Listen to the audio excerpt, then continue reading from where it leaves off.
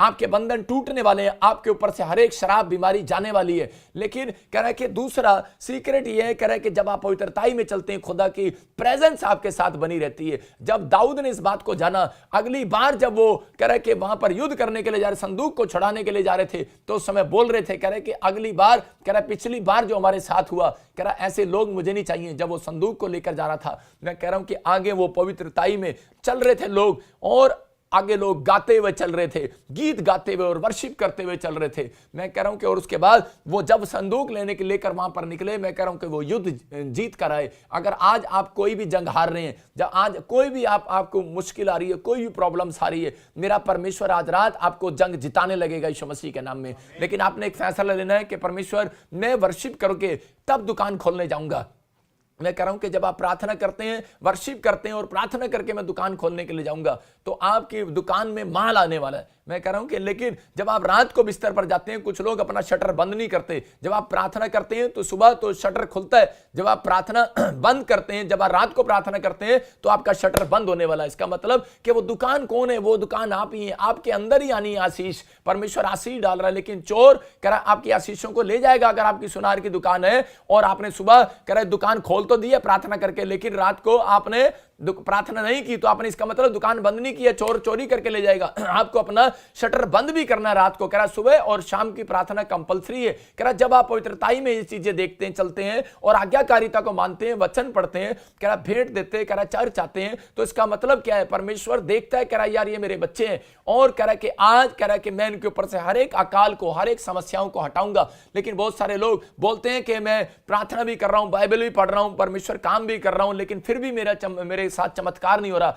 लेकिन मैं ऐसे लोगों को बताता हूं कि आज हम देखते जल्दी से उत्पत्ति की किताब के अंदर उत्पत्ति की किताब में हम देखते 43:1 में देखते कि अकाल का सामना क्यों करना पड़ता है बहुत सारे लोगों को, क्यों भूखमरी का, क्यों कर्जे का, क्यों बीमारियों का, क्यों समस्याओं का सामना करना पड़ता है। यहां पर परमेश्वर की प्रेजेंस कह रहा है कि क्यों, कब आती है और कब जाती है। कह रहा बहुत सारे लोग नहीं जानते, लेकिन मैं उन ऐसे लोगों को बता रहा हूं। आज लोग बोलते तो हैं कि हमारे घर में प्रेजेंस नहीं है, लेकिन पवित्र आत्मा बताना चाहता है। कह रहा है कि पुराने नियम के अंदर क्या होता था, कह रहा है कि जहां पर कह रहा है लोग ड्रीम्स देख लेते थे, पुराने नियम के अंदर जहां पर दर्शन देख लेते थे, तो कई लोग क्या करते थे, वहां पर मूर्तियां बनाना शुरू कर देते थे और परमेश्वर को क्रोध दिलाते थे कि वो सोचते थे ये स्थान बड़ा अच्छा है, यहां मैंने दर्शन पाया, ये स्थान बड़ा अच्छा है, मैंने ये किया। वो लोग कह रहा अनजाने परमेश्वर की मूर्तियों को बना लेते थे और परमेश्वर क्रोध करता था। कह रहा कि जिसको तुम जानते नहीं हो उसकी मूर्त बना ले हो, और इसलिए परमेश्वर की प्रेजेंस वहां से चली जाती थी। सबसे बेस्ट और इंपॉर्टेंट पॉइंट है ये, कह रहा है जब आप इस चीज से दूर होते हो, पेड़ों पत्थरों से, तो परमेश्वर का आत्मा आपकी जिंदगियों में चमत्कार करना शुरू करता है। प्रेजेंस आती है आपके घर पर और पवित्र आत्मा अपने लोगों से बातें करता है। कह रहा है कि आज बहुत सारे लोग कह रहे हैं कि इस प्रेजेंस को नहीं देख पाते। जब हम देखते हैं कि उत्पत्ति के 43:1 में एक जगह पर कह रहे यूसुफ के परिवार के अंदर कौन कहता है इजराइल में किसके अकाल कहां पड़ा? इजराइल के अंदर अकाल पड़ गया। इसका मतलब कहां पर? कह रहे जहां पर यीशु मसीह पैदा हुआ वहां पर अकाल पड़ गया।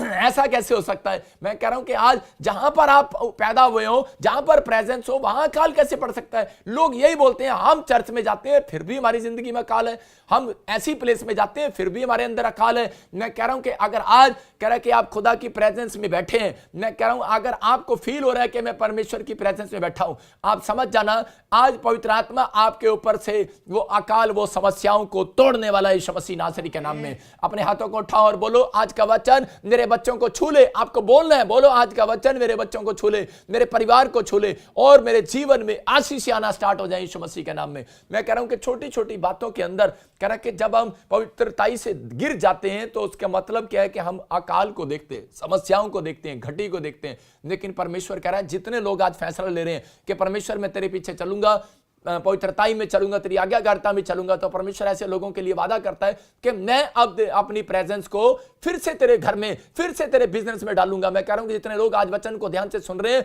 आज वो अपनी खोई हुई प्रेजेंस को, आज खुदा की प्रेजेंस को जो आपने खो दी थी, वो फिर से पाने वाले हैं अपने घर के अंदर, अपने बिजनेस के अंदर, अपने बैंक बैलेंस में फिर से आप आशीषें पाने वाले हैं यीशु मसीह के नाम में। फिर आएगी वो, मैं कह रहा हूं फिर आएगी वो। परमेश्वर आमीन बोलने वालों को दे रहा आज रात।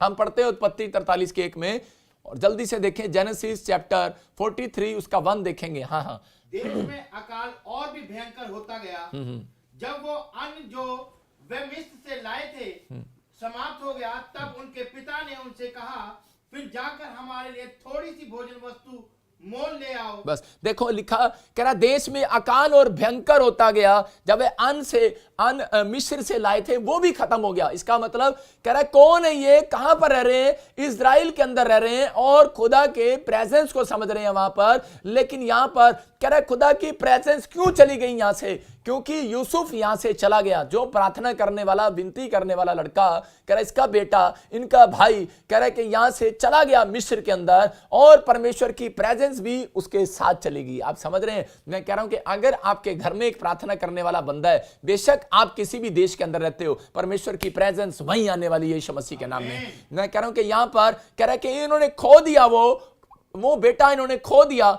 वो प्यारा कह रहा भाई हो सकता है आज किसी ने खो दिया हो सकता है किसी ने ऐसा बेटा खो दिया हो, ऐसे माँ बाप खो दिए हो, उनकी रिस्पेक्ट ना कर रहे हो जो प्रार्थना करते हैं लोग, ऐसे पास्टर, ऐसे विश्वासियों की कह रहे, ऐसे सुसमाचार सुनाने वालों की आज समाज में कदर नहीं करते कई बार लोग। मैं कह रहा हूं कि अगर जो ऐसे बंदे आपके साथ हैं, मैं कह रहा हूं परमेश्वर आपकी प्रेजेंस को कह रहा अपनी प्रेजेंस को आपके घर वापिस देने वाला यीशु मसीह नासरी के नाम में। यहां पर कह रहा कि घटी में चले गए, देश में अकाल पड़ गया और जो अन्न मिस्र से मांग कर लाए थे, हो सकता है आज विश्वासी लोग भी क्या करते हैं, थोड़ा पैसा रिश्तेदारों से ले लेते हैं, कर्जा लेते रहते हैं और फिर घटी हो जाती है। अरे कितने दिन खाओगे, घटी हो जाएगी। अरे अपना बर्डन परमेश्वर को क्यों नहीं देते, कह रहा कि अपना बर्डन परमेश्वर को दो। लेकिन ये लोग समझ नहीं रहे, इनके घर में इन्हें बोल रहे हैं, बच्चे बोल रहे हैं अपने बाप को, कह रहे कि हम तो परमेश्वर के देश में रहते हैं, हम खुदा के देश में रहते हैं, हम खुदा के देश में रहते, परमेश्वर के देश में रहते, फिर भी हमारे देश में अकाल।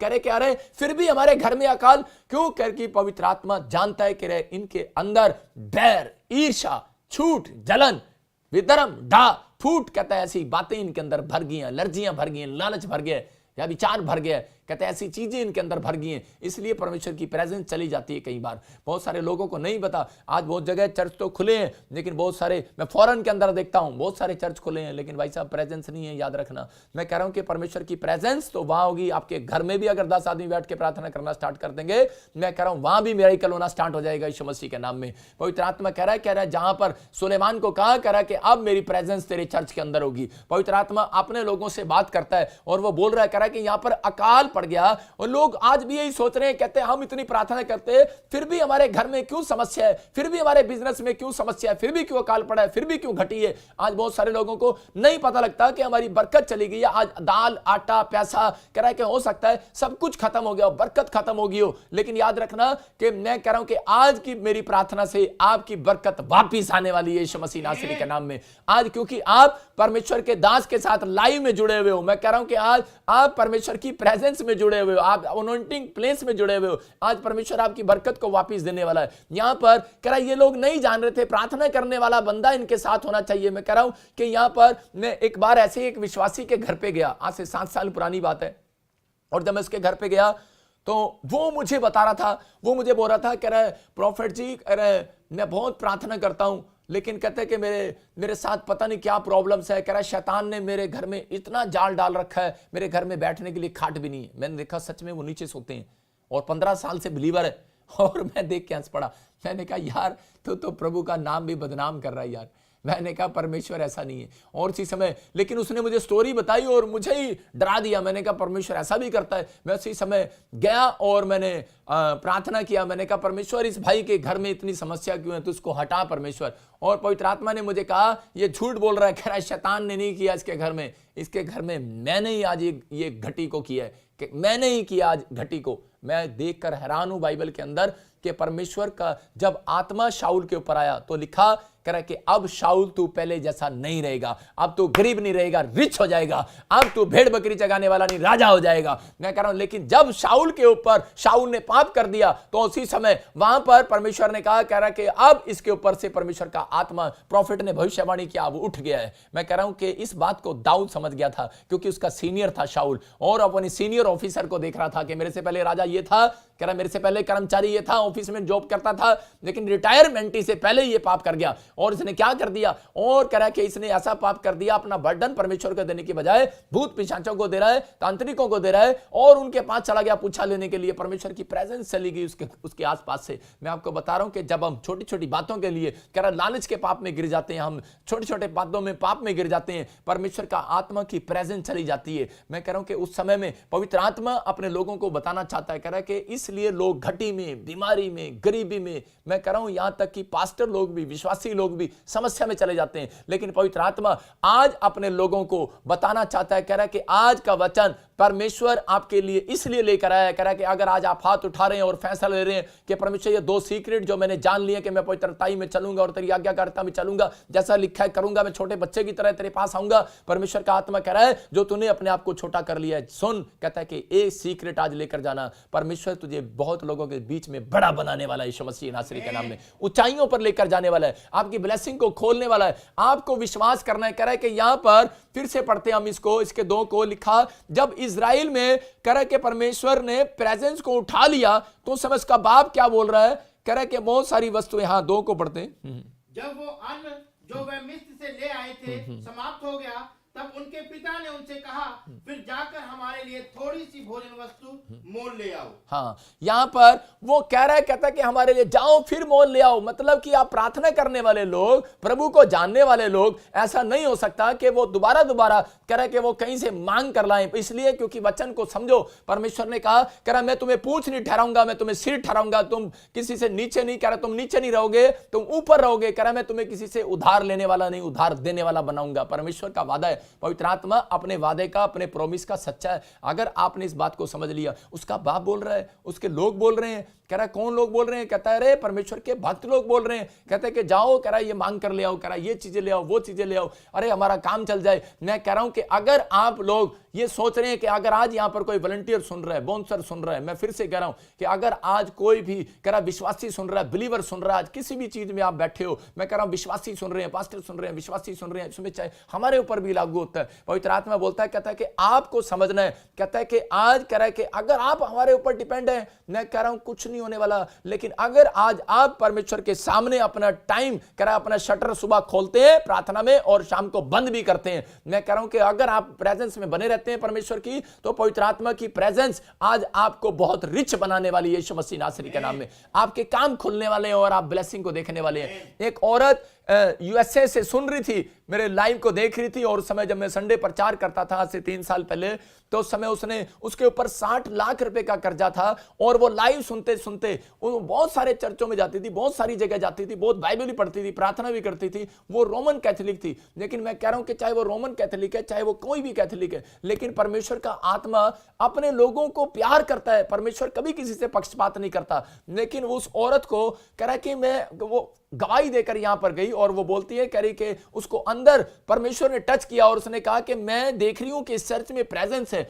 और उसने फैसला लिया, और वो यहां आई यूएसए से अपनी टिकट खर्च करके 1 लाख रुपया खर्च करके वो यहां पर आई, और उसने जब प्रेयर कराई और वो प्रेयर कराकर चली गई, और पवित्र आत्मा ने उसकी जिंदगी में चमत्कार कर दिया। 60 लाख रुपए का कर्जा था, वो भी उतरा। मैं कह रहा हूं सिर्फ 21 डेज के अंदर उसके रुके हुए काम खुल गए, और 1.5 करोड़ रुपए का बंगला उसने अपना खरीदा, और उसने गवाही दिया। मैं कह रहा हूं कि परमेश्वर आज ऐसे लोगों को देख रहा है। कहता है कि कई बार ऐसा हो सकता है, कह रहा है कि आप बहुत मेहनत कर रहे हैं, बहुत कुछ कर रहे हैं, लेकिन अगर आपने बहुत पश्चाताप भी कर लिया और आपके काम नहीं खुल रहे हैं, मैं कह रहा हूं कि आ जाना मेरे चर्च में, मैं कह रहा हूं कि आ जाना ऐसी प्रेजेंस की जगह पर जहां पर आपको लगता है पवित्र आत्मा आपके काम खोलने वाला यीशु मसीह नासरी के नाम में। ये परमेश्वर है। मैं कह रहा हूं कि हो सकता है कि आपके अंदर ऐसा फैसला हो गया हो, आप ना आ सकते हो, लेकिन कोई बात नहीं, आप नहीं आ सकते, लेकिन आप एक डिसीजन लो और एक फैसला लो कि परमेश्वर कि मैं आज अपने घर में बैठकर, मैं अपने चर्च में बैठकर, मैं अपने पादरी के साथ, मैं आज इसी समय पवित्रताई में चलने का फैसला लेता हूं। मेरा परमेश्वर आज रात आपकी जिंदगियों में आशीषों को खोलने वाला यीशु मसीह नासरी के नाम में। आपको आदर करना है परमेश्वर के वचनों का। हम पढ़ते हैं इसी के, हाँ फिर से पढ़ते हैं इसको, कि हम देख रहे हैं यहां पर कि 3 में देखो क्या लिखा और क्या पढ़ रहा है। हाँ तब यहूदा ने उससे कहा, उस पुरुष ने हमको चेतावनी देकर कहा, यदि तुम्हारा भाई एक तुम्हारे सेकंड हम इसको दो को देखते हैं कि इसका बाप यहां पर कह रहा है कि यहां पर कह रहा, और यहूदा भी बोल रहा है, कह रहा पिता जो कुछ था खत्म हो गया।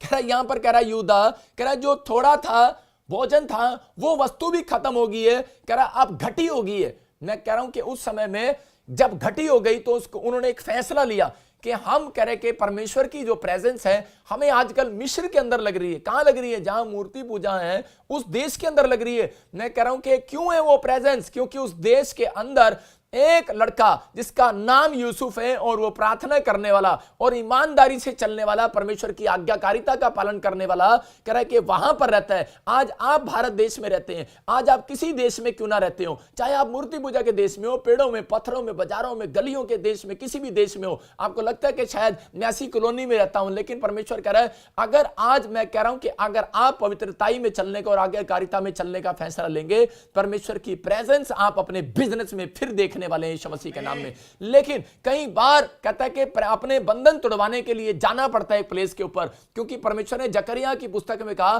बोलता है कह रहा है कि जब तक कोई कह रहा है कि प्रेजेंस के स्थान में इजराइल में नहीं आएगा, कह रहा है मैं उसके ऊपर से बंधन को नहीं तोड़ूंगा और उसके घर पर, उसके देश में बारिश नहीं होगी। इसलिए कई बार लोगों को आना पड़ता है। यहां पर विधवा को कह रहा है कि जो विधवा थी, और यहां पर जब हम देखते हैं बाइबल के अंदर पुराने नियम में एक विधवा थी और उसका पति मर जाता है, और उसी समय वो जाती है ये एलीशा के पास जाती है, प्रॉफिट के पास, और उसको बोलती है कह रही कि मेरे घर में कुछ भी नहीं है खाने को, हम कर्जे में और प्रॉब्लम्स में है। कौन है वो? अरे विश्वासी है। लेकिन उसी समय मेरे घर में बोलती है घटी है और बड़ी समस्या आ गई है। उसी समय प्रॉफिट के पास जब वो आई और उसने उसके लिए प्रार्थना किया, और मैं आपको बता रहा हूं कि ये सीक्रेट है। और उस प्लेस में जब वो आई, कारण क्या है? कह रहा है कि जब वो उस प्लेस के अंदर आई और उसकी घटी दूर होगी, उसके घड़े का मैदा भर गया, उसकी तेल की कुपियां समाप्त नहीं हुई और ब्लेसिंग से भर गई वो। मैं कह रहा हूं कि जितने लोग आज रात लाइव में जुड़े हुए हैं, बेशक आप घटी में होंगे, आज रात के बाद घटी नहीं रहेगी, याद रखना यीशु मसीह के नाम में। सबको जय मसीह की। मैं जतिन बब्बर और आप देख रहे हैं मसीह परिवार चैनल। जैसे कि आप सब जानते हैं कि मैं इस चैनल पे प्रभु के अलग अलग दासों की वीडियोस डालता हूं, तो अगर आपको हमारा चैनल अच्छा लगता है तो आप इस चैनल को ज़्यादा से ज़्यादा सब्सक्राइब जरूर करें, ताकि आप प्रभु के वचन को सुन सके। वीडियोस को ज़्यादा से ज़्यादा शेयर करें, ताकि जिन लोगों तक वचन नहीं पहुंचा उन तक भी वचन पहुंच सके। सबको जय मसीह की। एक बार मैं आपसे दोबारा कहूँगा कि इस चैनल को सब्सक्राइब जरूर करें और वीडियोस को ज़्यादा से ज़्यादा शेयर करें। जय मसीह की।